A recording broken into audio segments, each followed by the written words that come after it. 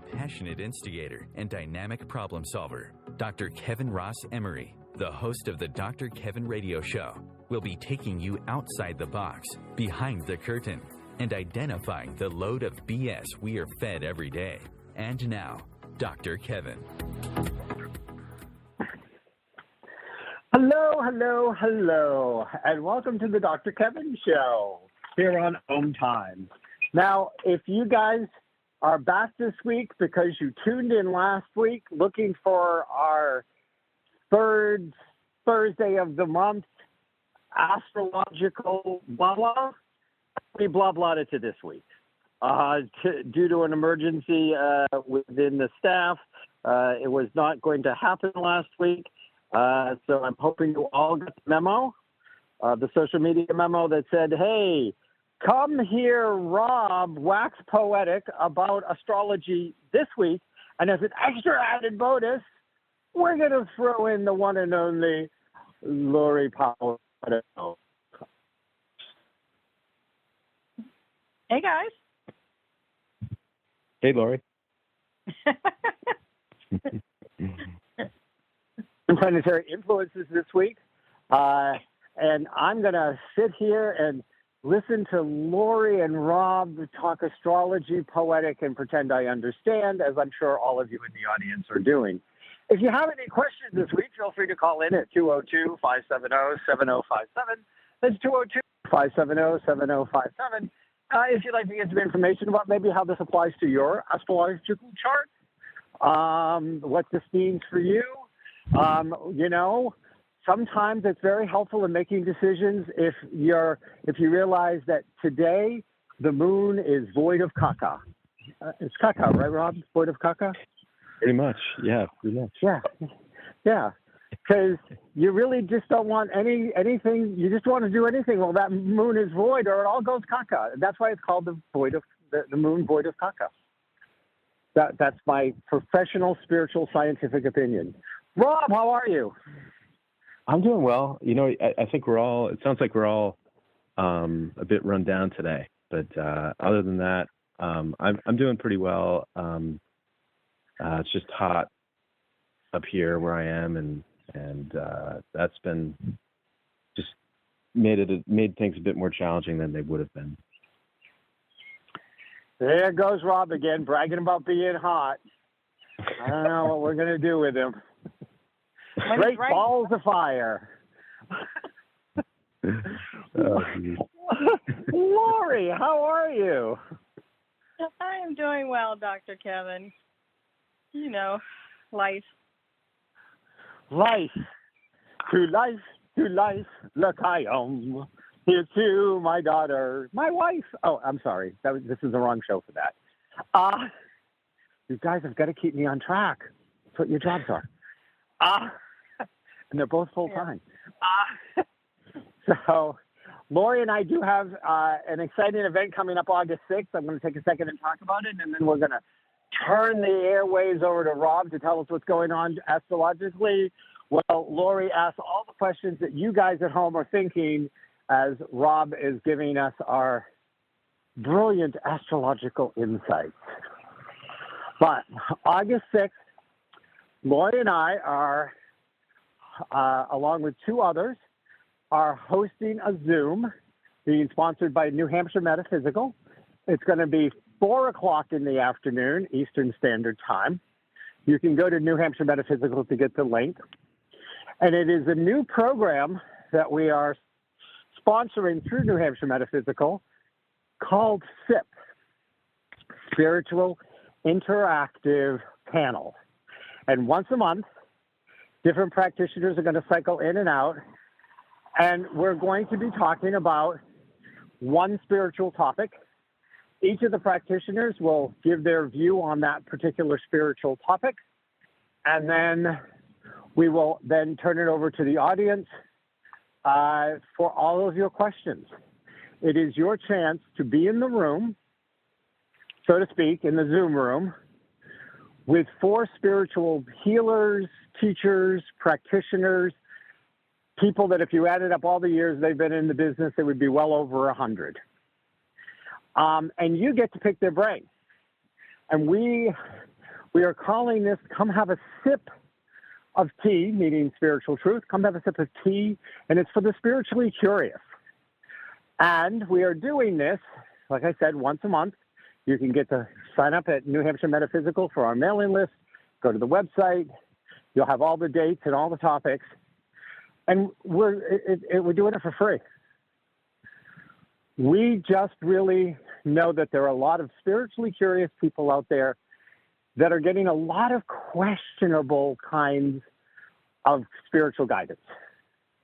A lot of people have felt like their church, their religion has let them down, that the things that were handed to their down to the line have just don't fit in today's modern world and are not answering the questions they would like to ask. In a lot of cases, they don't even get a chance to ask the questions because there are some religions out there that really don't want you to ask questions because they might have to give you answers. How horrifying. So we are offering this as a service, no charge, once a month. And Lori and I and two other panel members are going to be on the first one, which is about psychic abilities. Really, like, what are they? Do you have them? I like to refer to this as our psychic or psychotic talk. Lori, is there anything you'd like to throw in before I toss this over to Rob? I just want to echo the invite to everybody who listens to your radio show to take advantage of this opportunity. Come in every month, 4 experts in the topic. Ask your questions. As long as they're respectful, they can be hard questions, they can be easy questions. They just have to be respectful questions, and we're all very excited to bring this to you. And just so you know, today this particular one's panel is Lori, Ginger Hendry, Stacy Smith, and I'm going to be the host every month, and we'll have a different set of revolving practitioners come in to speak about it. So this month is psychic or psychotic. Let's talk about it. And the next month in September, got soul? If so, what does that mean? As we answer questions, though, what is the soul? So, again, New Hampshire Metaphysical, nhmetaphysical.com. You can go sign up on the mailing list. You can, sign up for the monthly SIP discussion group. Come sip some tea with us, spiritual tea with us. We'd love to see you.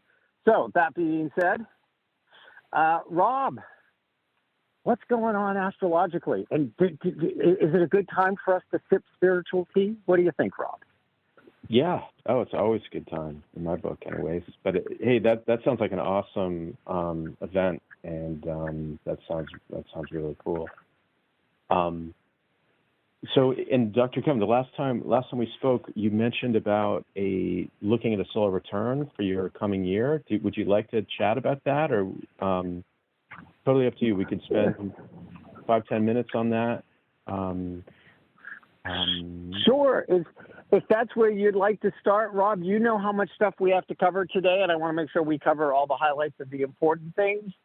So if you would want to start with this solar return, Lori, as you know, obviously it's my birth month. So last month I put Rob on to let's give our audience a little example of what a solar return looks like. So do you want to explain what a solar return is and a little bit, and then go for it?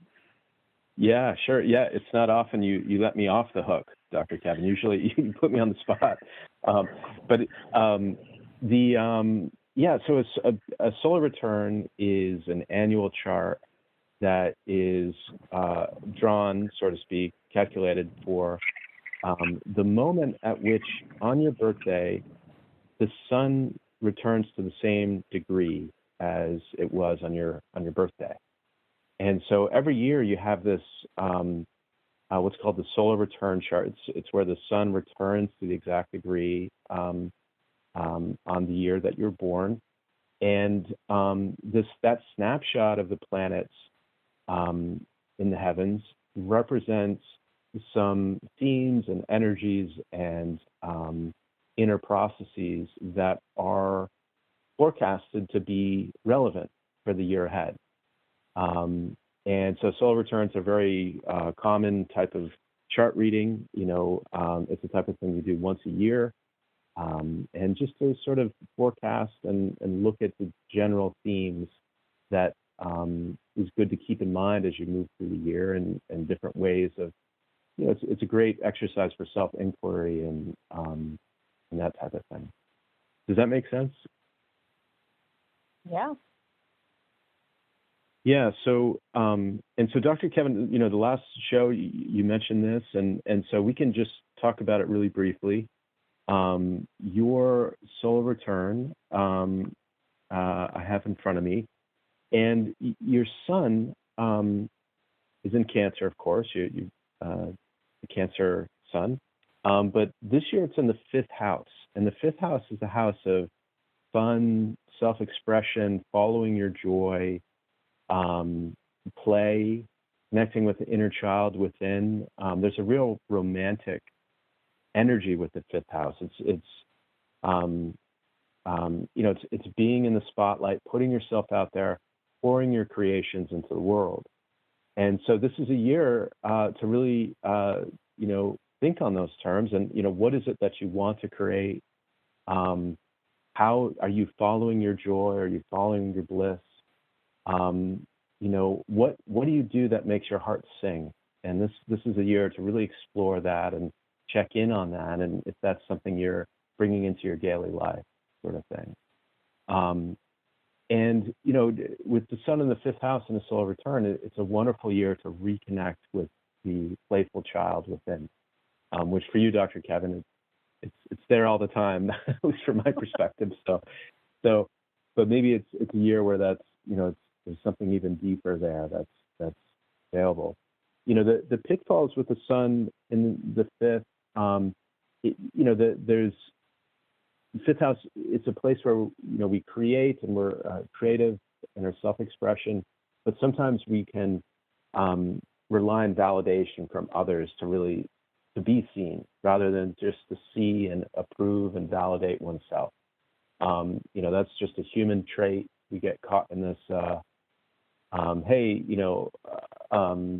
needing validation, needing reflection and things like that, which of course, at the highest level is not needed. You are who you are, and you can be unapologetically you, without, of course, and this, of course, Dr. Kevin, with the validation or the approval of others for that. So that these are some other themes to keep in mind.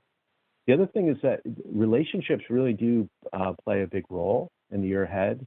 And by relationships, that's both romantic, partners, but also friendships, partnerships, relationships of all kinds. And the reason I say that is that the solar return, Mercury, is conjunct your natal Venus, also in the 5th house. So there's something about looking at how you are thinking about your relationships, how you are expressing and connecting and bringing your joy into the relationships that you have in your life. And you also have Venus and Mars in the 7th house in Leo in your solar return, which really is an emphasis of relationship with other people and navigating that. Now, any questions so far? There's one other thing I want to touch upon. We're really just doing a general overview of this because, of course, we have a lot to talk about for the month ahead for transit. Yeah, Rob, I know. You're just giving me a quickie. No, my creative outpouring. I got, Lori, be prepared. I'm going to creatively pour on you as my friend, and we'll make little creative babies. How's that? Sounds good to me. As long as they're not real babies. Go ahead, Rob. Keep going.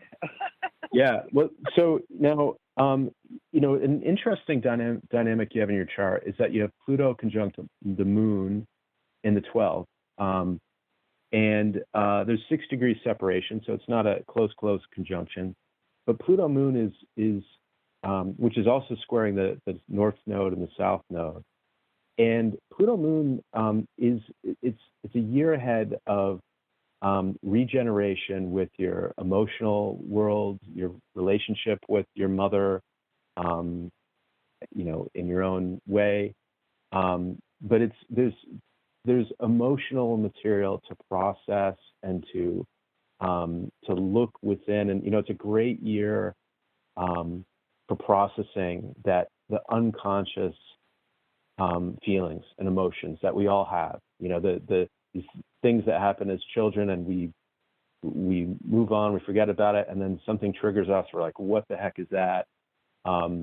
These sort of hurts and emotional attachments and things, crop up out of nowhere, and a lot of times they trace back to childhood, or even, from my perspective, even past lives. And this is a year where even doing things like past life regression, looking at some of these deeper emotional things, it's a great year for healing, regeneration, and transformation with that. The other thing with Pluto moon is that I had a Pluto moon in a solar return one year, and there's something about the home environment that can deal with some cleansing. And it can show up in a variety of ways, but for me, there was some old mold in the home that I had to clear out and clean up. So there's something about that, like cleaning and processing and transcending, transforming home, the environment in there to process and regenerate and rebirth in those ways. So, and because this does square the South Node, the Pluto and Moon square the South Node, this speaks to some, whenever the planets square the South Node, it does speak to some, something that might have been lingering from past lives. So there might be some emotional transformation that's occurring in this year ahead, for this deeper transformation, deeper healing, when you look at what one can call the multi-life journey. The journey through your specific lifetimes. Do you have any questions with this, Dr. Kevin? Again, obviously we're kind of skimming through this, but just two. I'll even make them serious questions, just for shits and giggles. What is the sign that the Moon and Pluto are in? Yeah, so the Moon is in Aquarius, 5 degrees. Pluto's in Capricorn, so they're not in the same sign. Okay. They're out of conjunction. Yeah. And they're also obviously squaring my North Node. So is this going to be a representational of maybe some emotional cleansing about my goals or where I'm headed, my journey? Absolutely. Absolutely. And in the solar return, the North Node, the transiting North Node is in the second house. And that speaks to this, self-reliance, self-safety, healthy boundaries, that type of thing. But so there's something about the dynamics between merging 8th house and your independent self, second house, your own things, second house. And there's this, life is a yin yang energy, right? And there's polarities and balancing, and there's something along those lines related to your shared projects with others, and also your own projects, and that type of thing. That's undergoing transformation and deep healing in the year ahead, according to this system. And it would probably also mean that if I have any emotional energies around money, that this would be a time I would be also cleaning those up. Yeah. Yep. That's right. Yeah. That's a great point. Yeah. Okay. You also, go ahead. I also want to, you have Jupiter in your second house, in Taurus in this solar return. So there is, certainly buoyancy and protection related to finances with all this. Just FYI. So, Yeah, so Yeehaw! That lottery's coming to me. I see it as a very, transformational year for you. So, yeah. Because all the rest of mine have been so boring, right, Lori? Yeah. Every year is transformational, for sure, in its own way. And this year it can be related to finances and that type of stuff, for sure. Okay. Well, I think that's my questions. Lori, was there anything that you heard that would make you want to answer a question, or should we jump into the astrology for the month? No, let's jump in because I know we need a lot to got a lot to cover. So, Rob, you're off and running. All right. So, so let's see here. I'm just pulling up. So we had, today is July 27th, but we're going to look back in time a little bit because we did have this new moon in Cancer on July 17th. And this new moon, new moon in Cancer is a time for new beginnings, new opportunities, to really reconnect with the sense of belonging in your life. The energy of Cancer is about having a home, emotional foundation, a nest, support and stability in your emotional life. And with a new moon in the sign of Cancer, it's bringing new opportunities for all of us to really connect with those aspects of life in a way that's meaningful for each of us.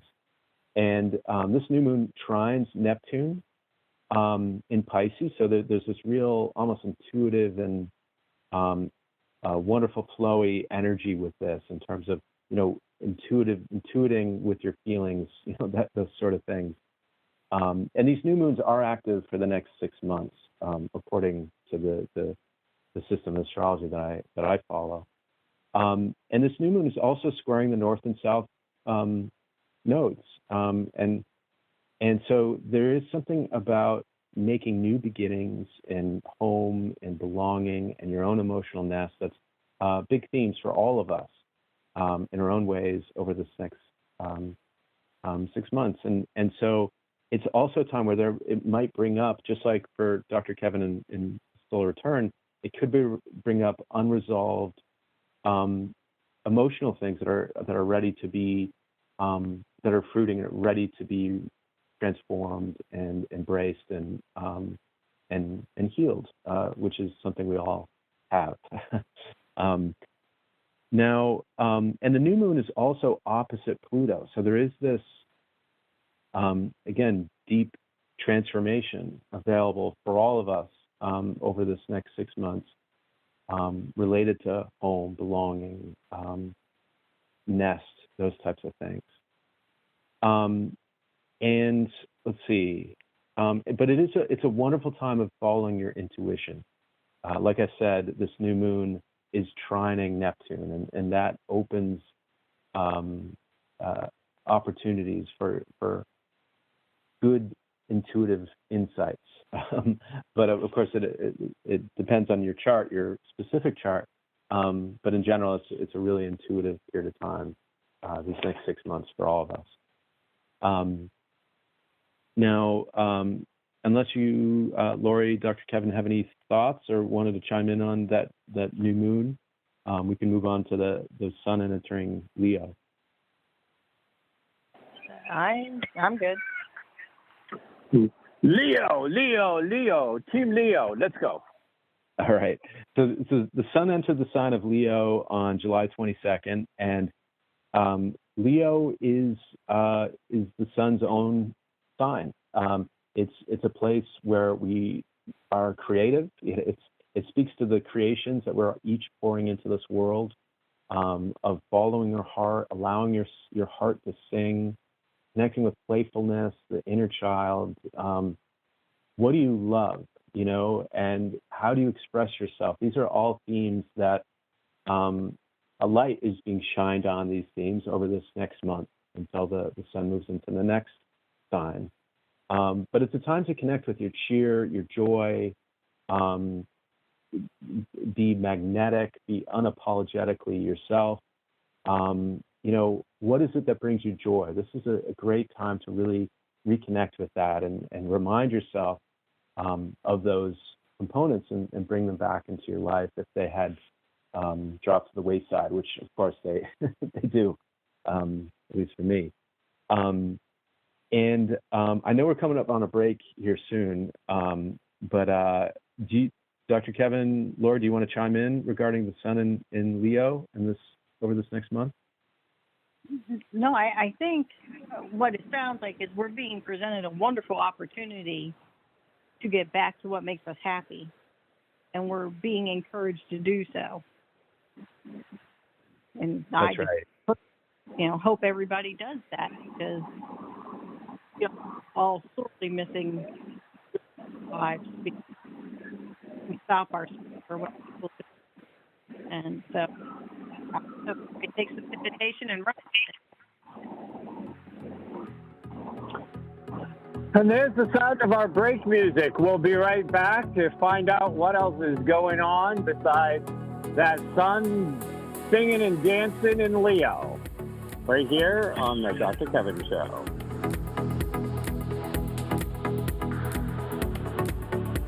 Conscious media for conscious minds. OMTimes. Host your show on IOM-FM, the radio network of OMTimes Media, one of the more recognized brand names in the conscious community, and is backed by the extensive marketing reach of OMTimes. Hosting a show on IOM-FM immediately connects you with our extensive dedicated community. Vox Novus, the new voice. Vox Novus, the new dimension. Vox Novus, thought and movement leaders who will share from their experience and offer tools to help us navigate our rapidly changing world. My name is Victor Furman. Join me every Thursday at 8 p.m. Eastern on OMTimes Radio for Vox Novus, the new voice. Ascending Hearts is no ordinary dating site, but a spiritual dating site with a purpose, to link you with your soulmate. We engineer the serendipity so you can trust that you will attune with someone that has the same matching vibration as you. Ascending Hearts, the conscious dating site for the spiritually aware. Try Ascending Hearts for free. ascendinghearts.com. If I could be you, and you could be me, for just 1 hour. If you could find a way to get inside each other's mind. Walk a mile in my shoes. Walk a mile in my shoes. Walk a mile in my shoes. We've all felt left out. And for some, that feeling lasts more than a moment. We can change that. Learn how at belongingbeginswithus.org. Brought to you by the Ad Council. Walk a mile in my shoes.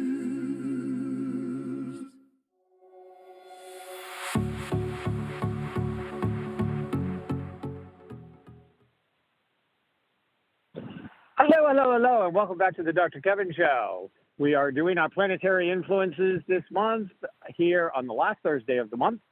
And we are joined by the ever lovely Lori Powers Otto chiming in as we have our astrological master, Rob Stewart from InnerCenterAstrology.com. And if you listen to this as we're talking about what's where and you go, boy, I wished I knew more or how this fit my chart, make sure you go to InnerCenterAstrology.com. Reach out to Rob, get a chart, get some understanding, and then tune in here in the Dr. Kevin Show once a month while Rob goes over stuff. And you can even call in and see how it applies in your chart. I mean, like, what a deal, right? Could you get your astrology chart done anywhere else and get a free monthly check-in via the radio? I don't think so. So, Rob, besides our Leo singing and dancing in the sky, going, see me, notice me, aren't I fun? What else is going on? Yeah, well, Venus is also in Leo, and Venus went retrograde on July 22nd as well. And Venus retrograde is the planet that goes retrograde the least often. It's usually around, it happens 5 times every 8 years. So I think it's around every 18 months or something like that. I forgot exactly what it is, but it's not very often in terms of planets going retrograde. And for those that don't know what a retrograde planet is, it's when the planet appears to be moving backwards in the sky, but of course the planet is not changing its orbit in the sky. It's just that from our perception on Earth, it appears as though that planet is moving backwards because of our location and our travel around the sun. So when Venus goes retrograde, and when any planet goes retrograde, it's a time to reassess, reevaluate, relook at energies related to that planet. And with Venus, it's about relationships. It's also about what we value in life. It's about money. And what are you attracting into your life? These are all Venetian energies. And with Venus in Leo, it's a very playful and creative and fun and charming energy.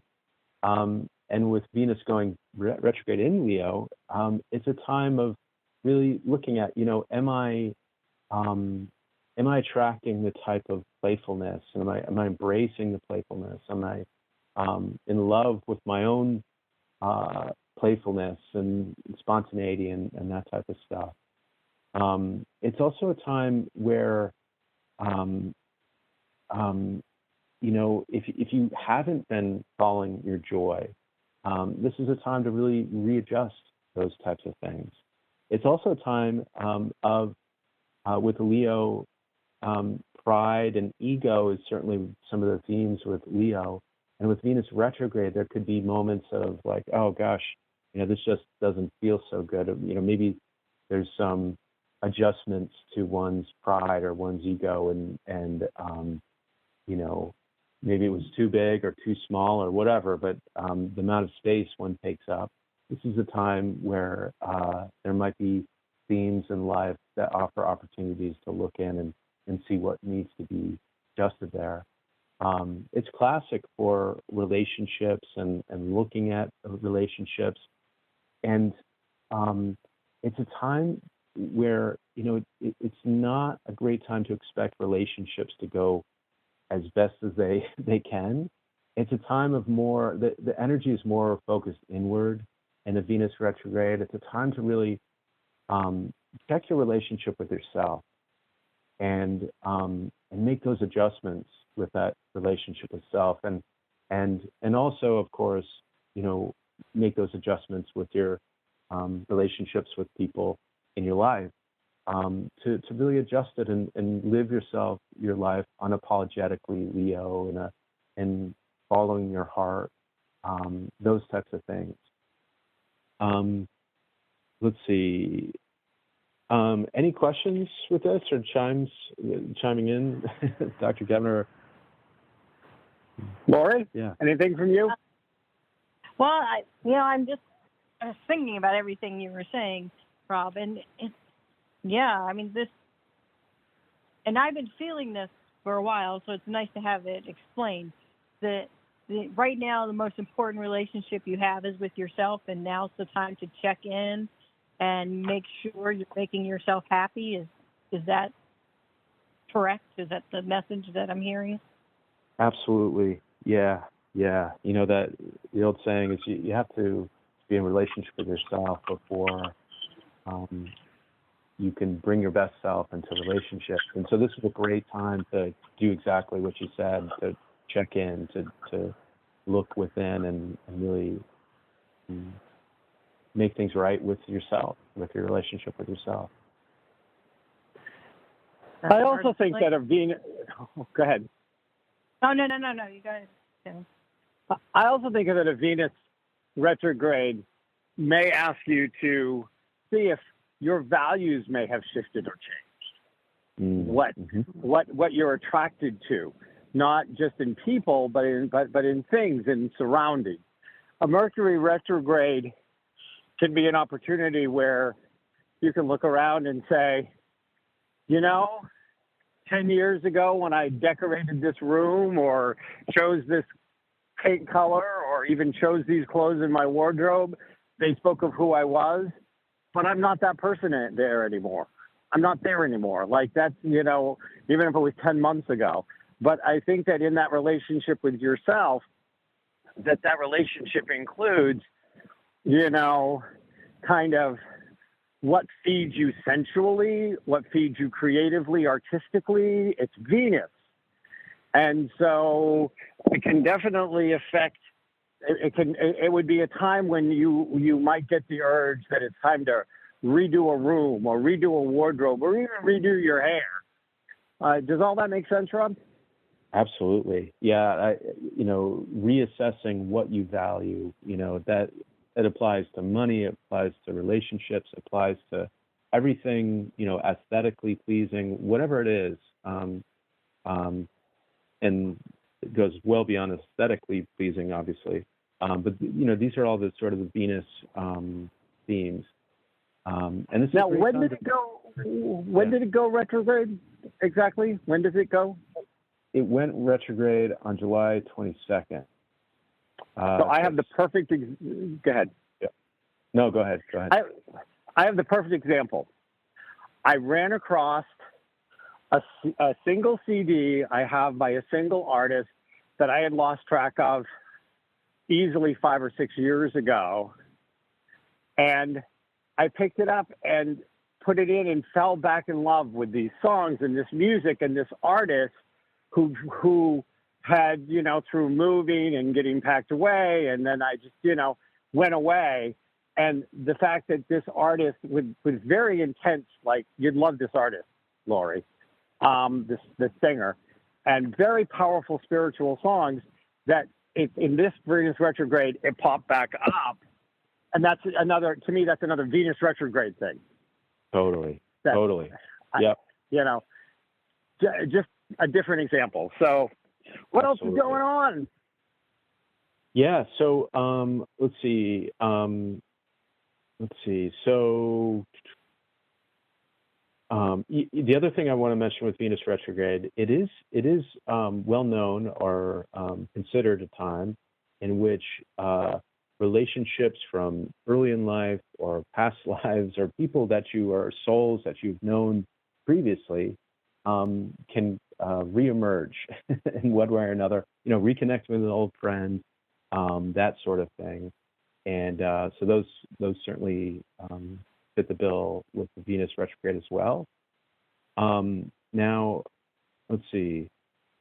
So on August 1st, so now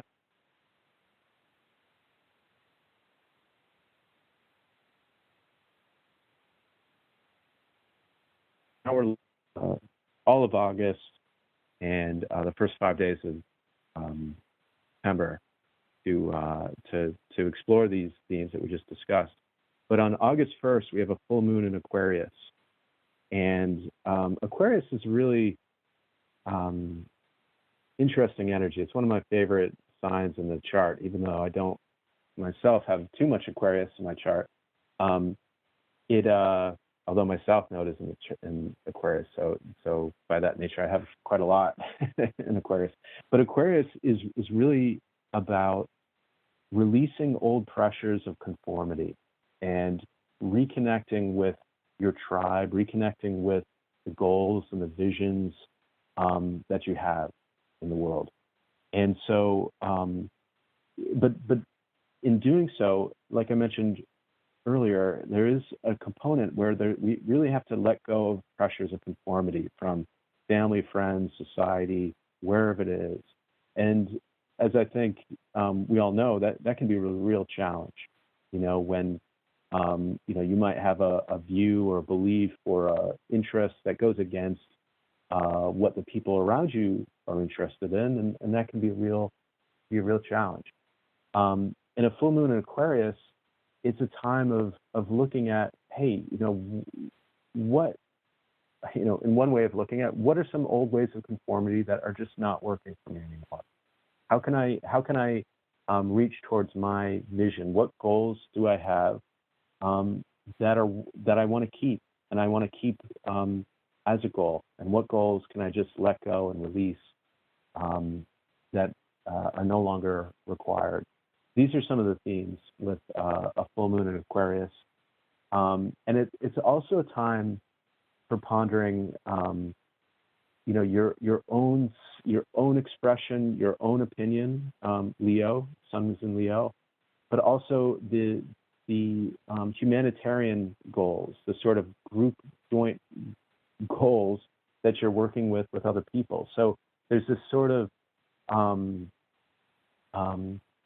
it's a time to really explore, what is it that I want in my own life, but what are also these sort of larger visions that I'm combining from a humanitarian view that go way beyond my own self that I want to create in this world as well. So there's this personal versus collective polarity and themes to explore with all this.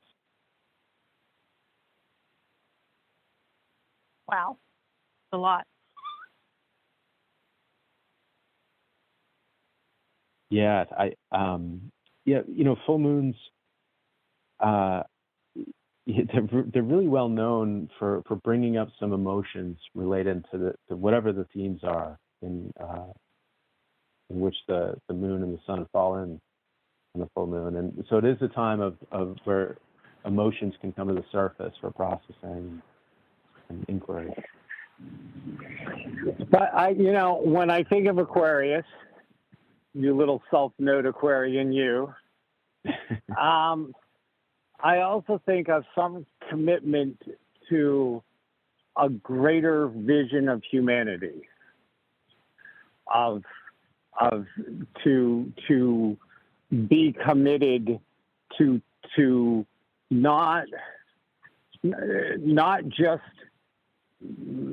changing those structural conformities that might be limiting you in your personal relationships, kind of giving into who people want you to be instead of who you are. But I think that there is also this movement towards challenging dysfunctional societal and world things. Organizations, governments, ways of thinking, major religions. I always kind of look at Aquarius, I always kind of look at the Sagittarius and Aquarius as the 1-2 punch to overthrow those things which have not just become mediocre, but have become counterproductive in the world. It's a Sagittarian Aquarius combination that calls them out. Does that make sense? Yeah, absolutely. I with Aquarius, for me, I see Aquarius as, first of all, the letting go of the conformity, and then, connecting and joining those that have a shared vision and doing something for society, for something larger than self. And so, yeah, it's a very, it's a great point. And I like what you say about Sagittarius playing a role in that. Is, Sagittarius is about our higher thoughts, our higher vision in terms of, worldview and the beliefs that we're following. And so, yeah, they're all, it makes a lot of sense. Yeah, and a desire to challenge them. So, yeah, I feel like there is this desire in both those cases to challenge stuff. But anyway, so what else is going on? Before, I want to make sure we get it all in before we run out of time. We still got plenty right now, but I don't know how many more tricks are in your bag there, magician Rob. Not many more tricks today. We do have, Mercury did enter Virgo on July 28th. And with Mercury in Virgo, it's a great time to get stuff done. It's a great time to get down to the details, get your analytical hat on and solve some problems and be really productive. So this is a great time for that. And let me see how long Mercury's in Virgo.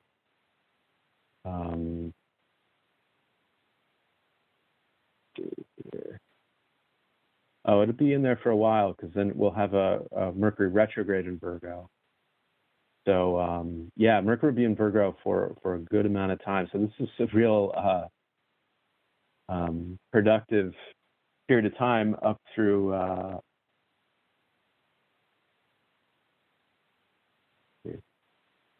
the end of September. So for the next 2 months, really is a real Virgo mind time.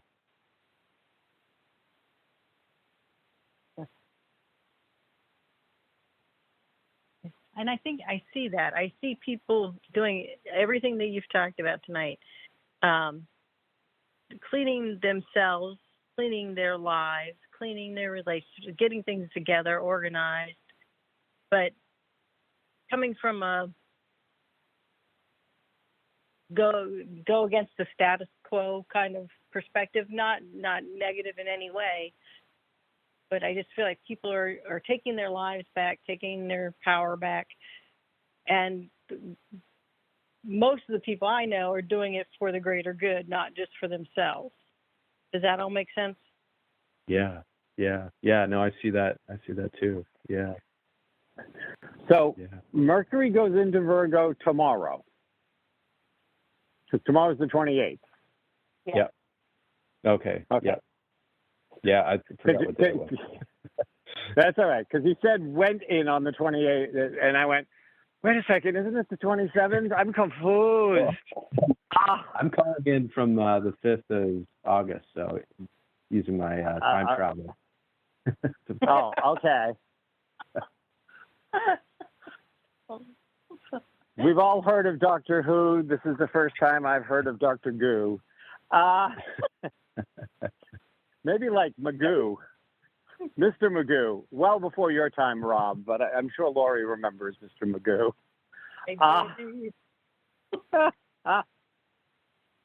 Anyways,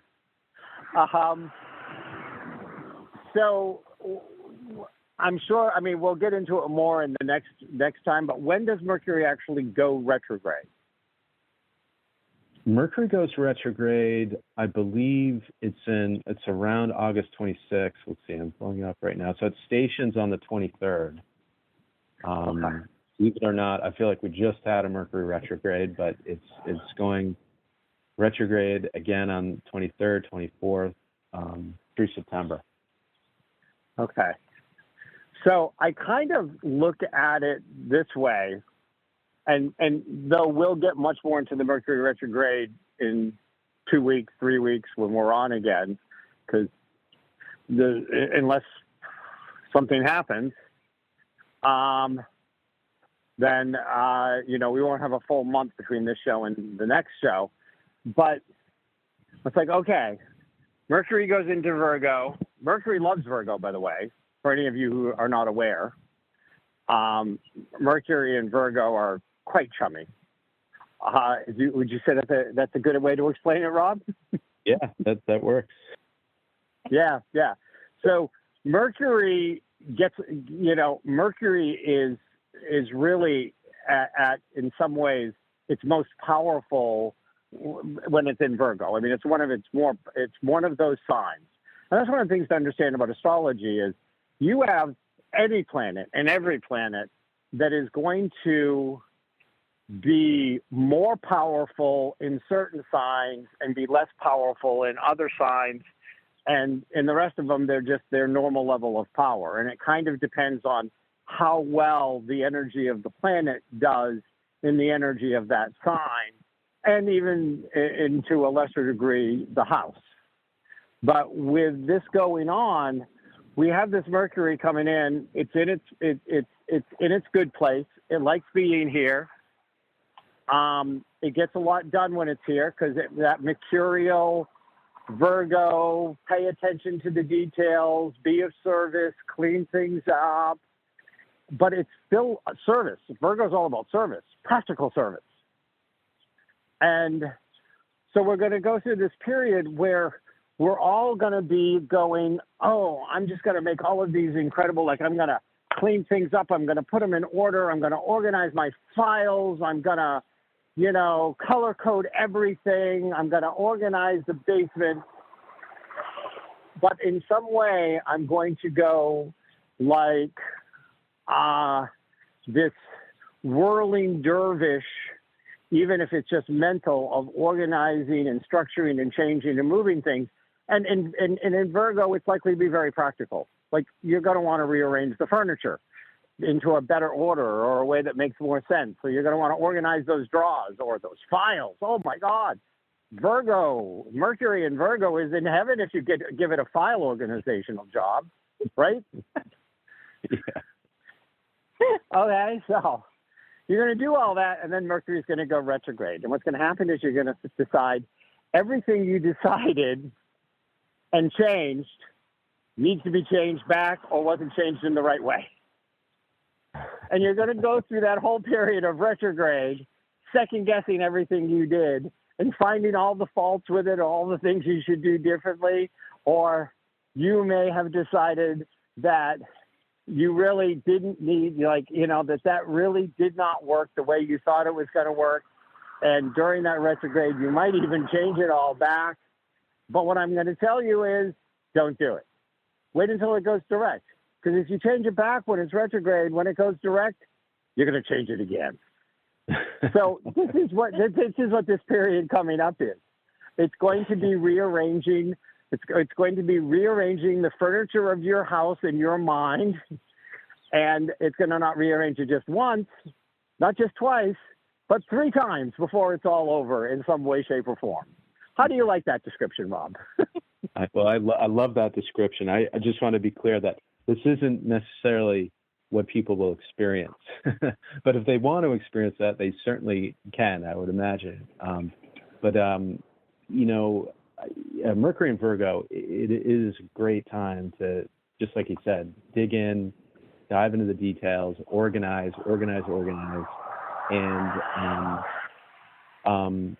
But it's also a time where you can really get caught in that sort of critical thinking, self-criticism, criticizing others, whatever it is. So that's something to be really mindful of, because Virgo, it's like Virgo knows things can be perfect, but perfect is really unattainable. It's what is perfect? There's really no such thing. But Virgo, always is striving for that, and thereby, Virgo can hold itself to some impossible standard that's unattainable. So in organizing that file cabinet, cut yourself some slack, and doesn't need to be anything close to perfect. So keep that in mind as well, I would say. Yeah, especially with that retrograde rate in the middle. So just remember, as Mercury is in Virgo, especially for those of you that natally have Mercury in Virgo, or those of you who have a lot of Virgo energy, and especially wherever it may play out most in your life, that you want to resist the urge to become perfectly pain in the ass to yourself and everyone around you. That's all I want to say. So, moving right along. Is there anything else going on we should be aware of before our next show in the 3rd week of August? That's all I have for us today. Okay. So the time is going to start any minute now, but what I did want to ask is I'm going to go back because I didn't want to spend too much time in my solar return, so I wanted to make sure we got through everything. Mm-hmm. And so is there any additional interpretation that you want to give me by the fact that this Pluto moon is in 2 different signs? Because you just talked about Aquarius, and, we're talking about this moon Pluto is a Capricorn Aquarius. And to me, that seems like it adds yet another bent to this Pluto moon, especially where it's squaring my north and south node. So it's probably a pretty big aspect in the year. It's going to be a pretty big defining aspect, I would suspect. I don't know if it's playing with anything else. I don't know if there's anything going on in the 6th house. I know you said my 7th had Venus and Taurus. I have Venus and Mars. And my 5th has the Sun and Mercury. But any other thoughts about how this Capricorn Aquarius thing might play out in the year coming up before we run out of time? Right. I mean, with Pluto's in Capricorn, and that's about transforming structure. And so because these are out of sign, this is an out of sign conjunction. It's not super tight. It's 6 degrees. Some of the emotional components likely to be in your life, that things are building, builds, and things like that. Awesome. Okay. That's our music. Rob, Lori, thanks. The three of us need to play again. Rob, I'll see you next month. Lori, I'll see you August 6th for our little sip of spiritual tea for the spiritually curious. Take care, guys. Thanks a lot. Take care.